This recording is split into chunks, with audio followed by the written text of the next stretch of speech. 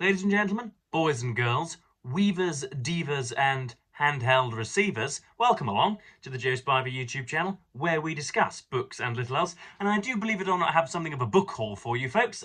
In that strange, sclerotic period between Christmas and New Year, when one doesn't fancy even going to the bins, let alone going on an adventure, I found myself going into bookshops and partaking of their produce, and also having things bought for me. But first of all, let me go on a quintessentially Spivanian rant first and foremost.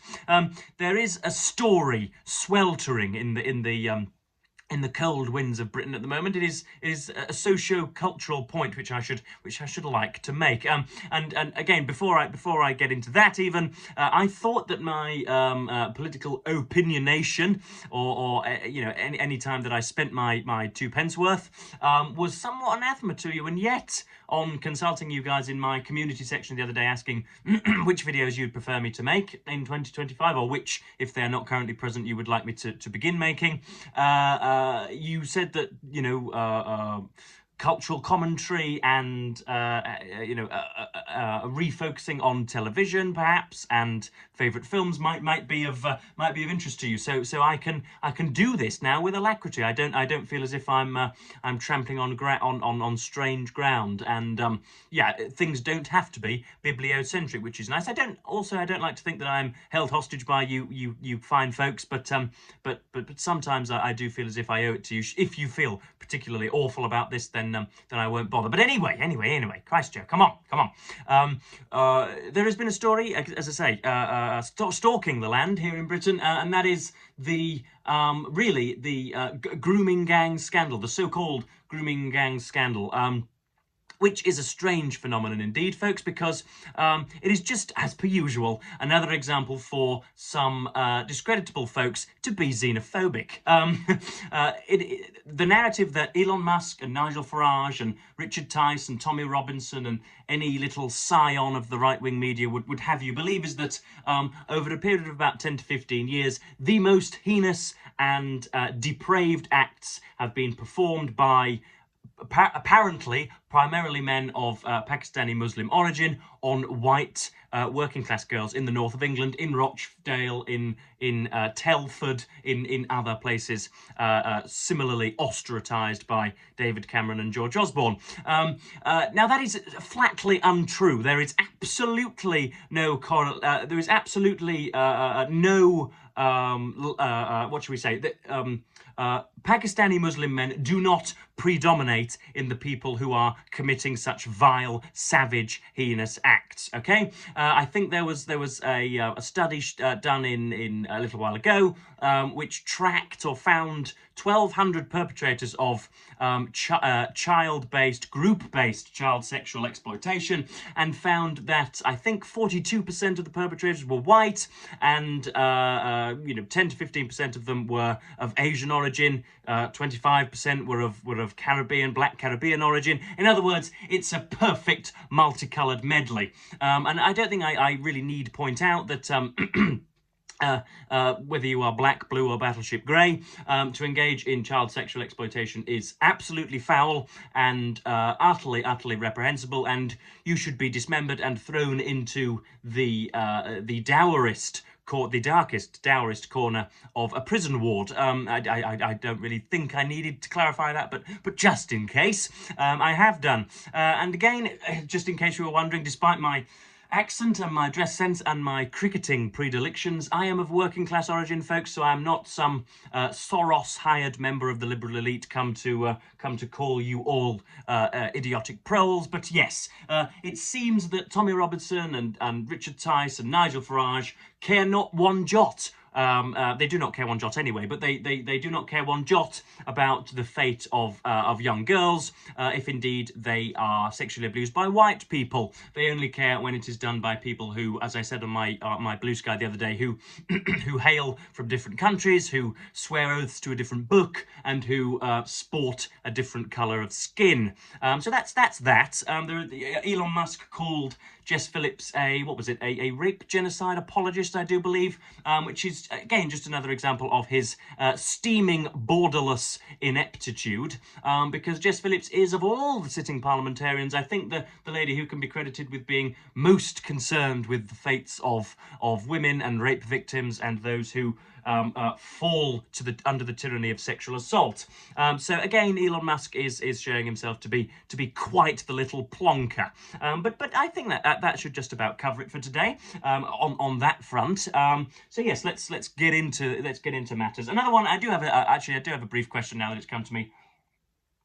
Why do you think it is that Elon Musk is so preoccupied with UK politics at the moment? I've heard rumours that it is perhaps because he doesn't get an awful lot of sleep, and you can track the time zone between his, the wee small hours when he is, he would like us to believe he's reading Alexander Hamilton by candlelight, but when in fact he is just scrolling on TikTok and looking to inflate his own ego on Twitter.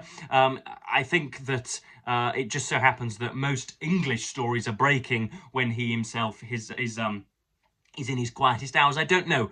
I know that he's got an awful lot of financial interests in here, but and we share a common language. But other than that, I can't see why he, as I say, why UK politics excites him so and raises him to such depths of idiocy. Anyway, let us begin. So I do have two books here which were given to me for Christmas by Viceroy Spivey. He watches this channel with assiduity, and as quite perspicaciously found me two books, each of the same author and each of the same content and material, but which I will cherish equally, which are most pertinent to my reading aims in 2025. Because I said, did I not, in my bigger video, that I would like to read more about the heroic age, capital H, capital A, of the heroic age of Antarctic exploration. Shackleton, Amundsen, Scott, and all of the other Danish actors in that period. And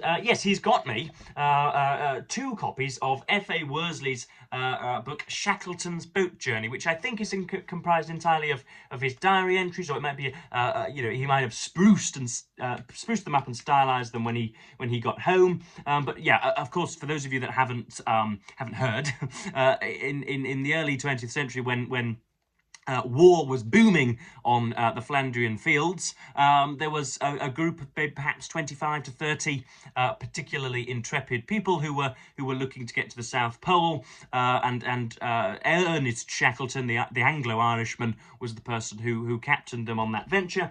Unfortunately, they were stuck in the ice and were moved by some of the ice floes, FLOES. And yeah, they were moved hundreds and hundreds of miles in the space of a couple of winters, and they had to then go from Elephant Island to South Georgia on the James Caird boat, which you see there. They decided not to go on the Stancomb-Wills boat, named after the financier Janet Stancomb-Wills, because I think the James Caird was bigger and could be adapted by the carpenters. But yeah, Worsley, who was the navigator, who was the sextant wielding navigator, relates the story. And so we have this copy, which is nice, which shows, I think, in rather cinematic and typically 21st century style, the difficulty of the task ahead of them. But this one is much better, folks. Look at that for a cover. If only you had a title here. Here you are, nature showing her bleak indifference to human habitation.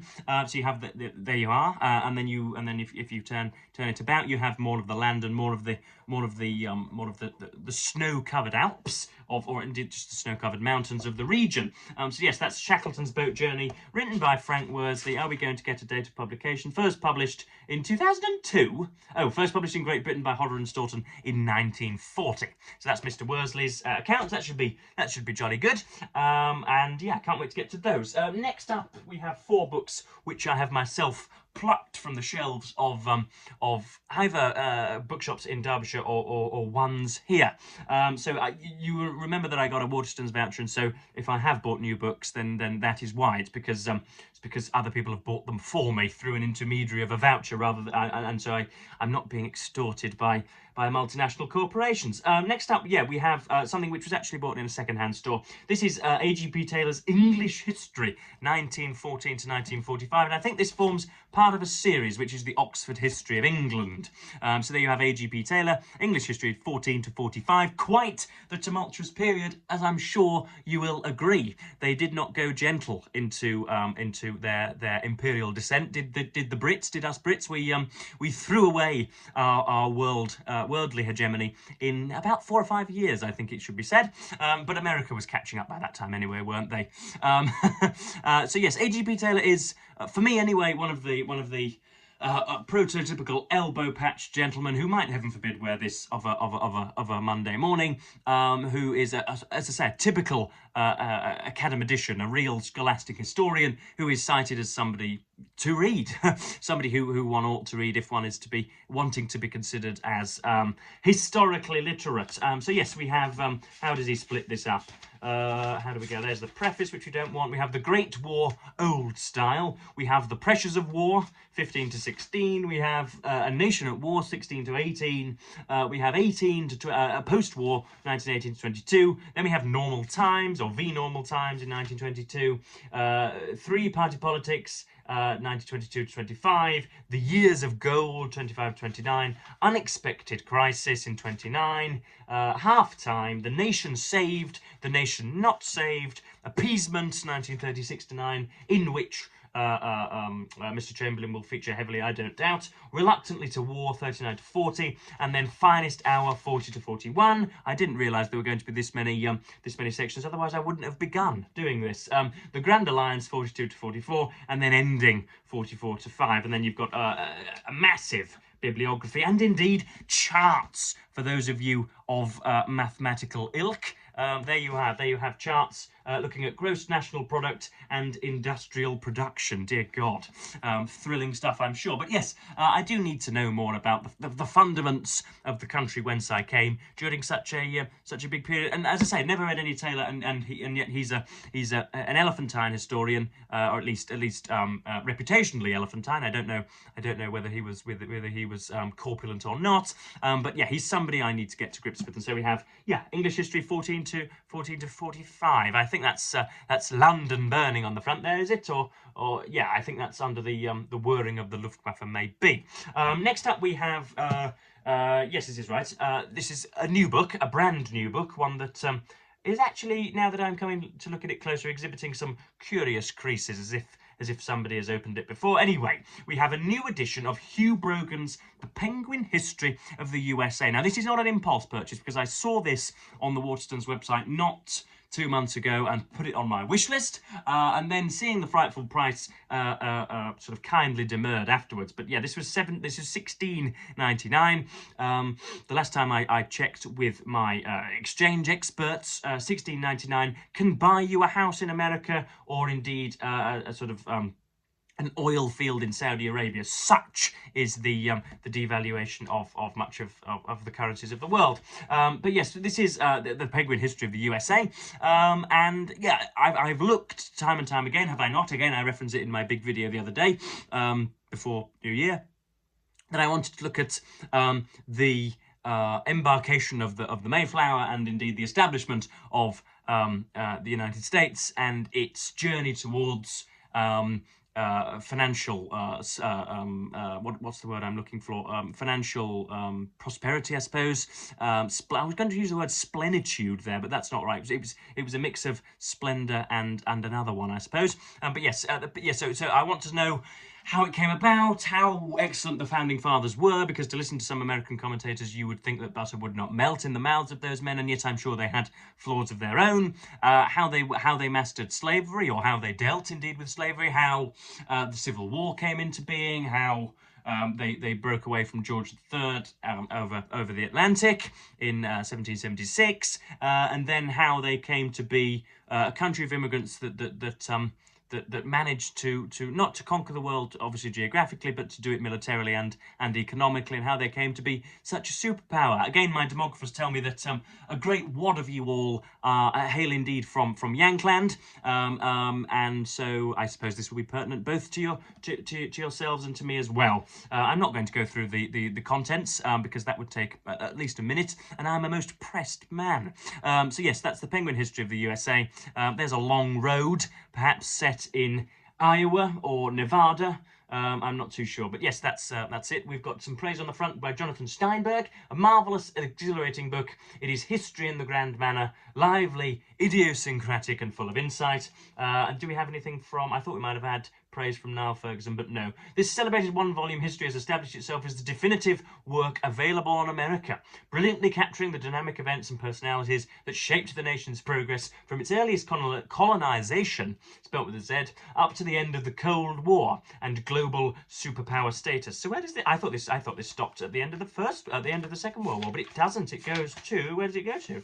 Does it go to? Oh, it goes A World Restored, 1977 to 89, right through Mr. Reagan, indeed. So that's jolly good, isn't it? So yeah, that's a new history of the United States. Next up, we have this is strange. I haven't been able to place this. This is Walter Scott's Chronicles of the Canongate. Now, had this and the next copy to follow was purchased from a second-hand bookstore in Driffield called the Book Emporium. Any of you of a Yorkshire disposition, any of you hailing from the People's Republic of East Yorkshire, should absolutely go down to Driffield as soon as possible and purchase as many books as your baskets will bear from this person, because it's quite the bookstore. And so yes, this was there, but I wanted, of course, Ivanhoe, which is I think probably Walter Scott's best known work, and which is credited with a revival a revival in Arthurian enthusiasm, but that wasn't there for some strange reason, and yet I have Chronicles of the Canongate, which was written after Waverley, and I think features 3 short stories, or shortish stories, ranging from the wilds of the Scottish Highlands to the dusty streets of Madras, which I think is in India, is it not?